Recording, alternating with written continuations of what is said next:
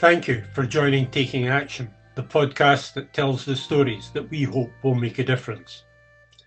This is part of a celebration of the 20 years that we've spent in Scotland, trying to bring more compassion, more awareness, more sense of the impact of trauma and adverse childhood experiences into public awareness. These stories are told by people who are actually doing something and genuinely making the ambitions of ACE awareness a reality.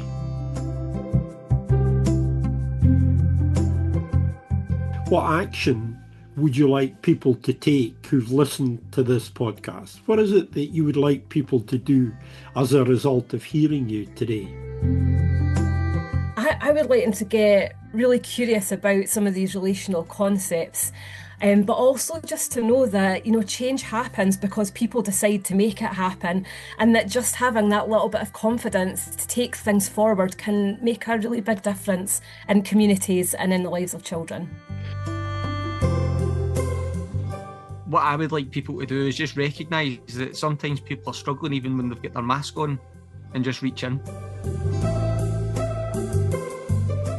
Not being frightened to do things. Because often that fear is the one thing that stops us from doing anything. And if you can understand, if you can look at your own behaviours and do work to find out why you behave the way you do, you're going to be able to support the people around you in any profession, in any way of life. What I think we just want is children to be happier, enjoy childhood, and actually, do really well as human beings, but giving them that time to do that. Once parents actually start to think about, and even better if they can see the benefits, it's a bit of a no-brainer. I would like people to understand and believe in themselves that they can make positive change. So I would say, have your ideas and dream. Don't forget the power of the creative arts to help you get through all this. You are not alone, but the power of dance, music can sometimes just be transformative. For me, trauma awareness is in part about curiosity, about treating everyone kindly, I guess, not to be too soft in it. If you're kind to people, they're often kind back. I'd like them to ask themselves what they can do to keep the promise. And once they've asked themselves and answered that question, just do it. Just get on with it. Enable your staff to get exposure to the many amazing thinkers and experts we've got in Scotland. We're so fortunate to have so many people who can really add value to this debate. I just hope that we're just inspiring the next generation, whether it's the next generation of teachers, because that would be awesome. I want teaching to be reflective and representing our society and our communities.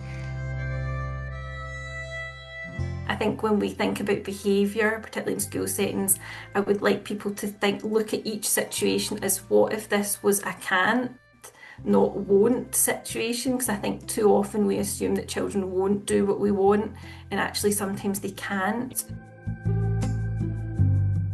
I would say that the first action is follow your heart and be brave about that. Don't be frightened to ask yourself what might have happened to this person.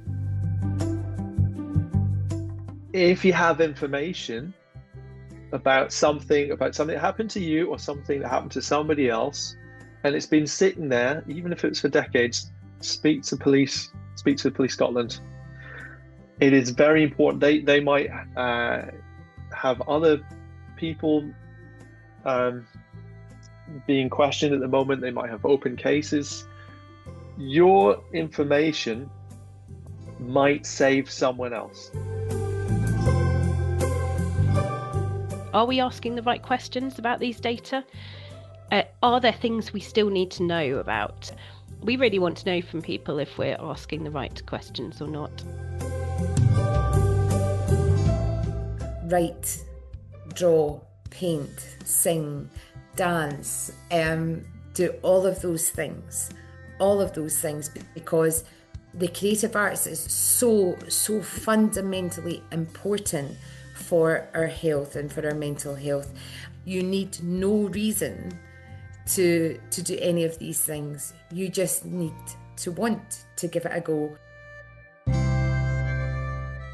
More and more, I had become concerned around a lack of moderate dialogue, moderate conversation.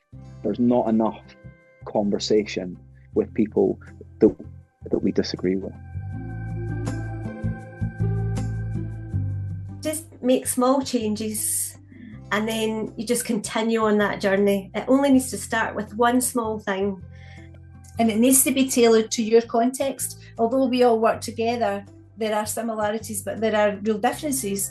And so it's making sure you meet the needs of your own context. And I think being curious about behaviour and being that emotion detective, just always trying to be thinking what's going on here and trying to find a solution. Just take a minute and to just breathe and to just don't react, because we're all reacting all the time. And we don't let our brains come back online and think about whether this is the best course of action. Just take a minute, stop, don't respond, breathe first, and choose to come from that calmer place where your brain is online and you can think more clearly. Just spread the word as much as you can. I'm working with some fantastic young people. Just give these young people a chance. That's what I think. The other thing I'd like is for parents who are considering boarding school for their own children. I'd like them to stop and think, talk, read widely, ask schools the difficult questions, and make sure that you are doing the very best for your children through that choice. And if you're not confident you can do it yourself, then there's so many organisations can help. The one thing they could do is write to their MP, or not just their MP, their local councillor, and say, this is something we think you should be providing in this council, or in this region. That's a simple thing to do.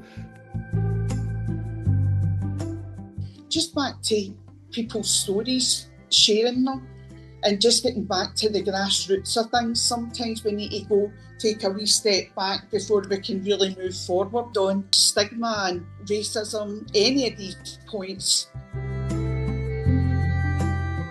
Trust that there are processes and good things going on. Sometimes things aren't the way that we would want them to be, but there are attempts to explore that, to think about what's feasible within the capacity constraints that we have. I think most importantly it's about being kind to each other, being respectful, working well together and looking after yourself, and I think these are the absolute take-home messages.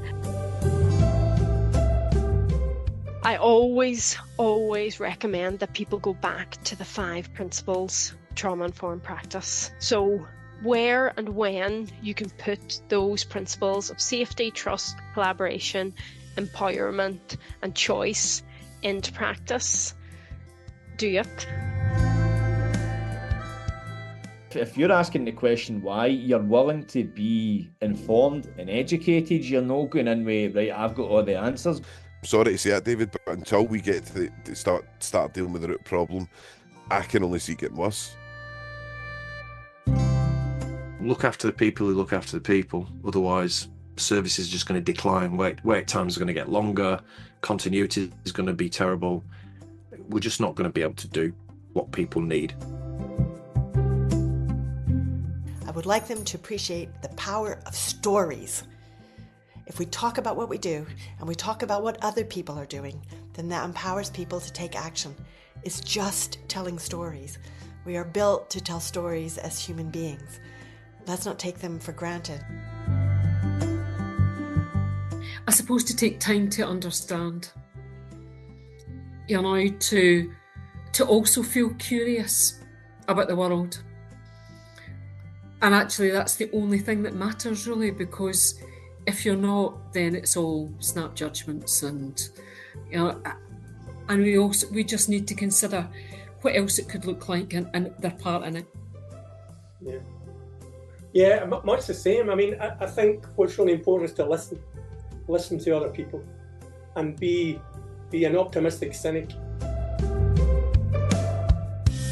There are signs that Scotland is making changes and making a major effort to become more compassionate.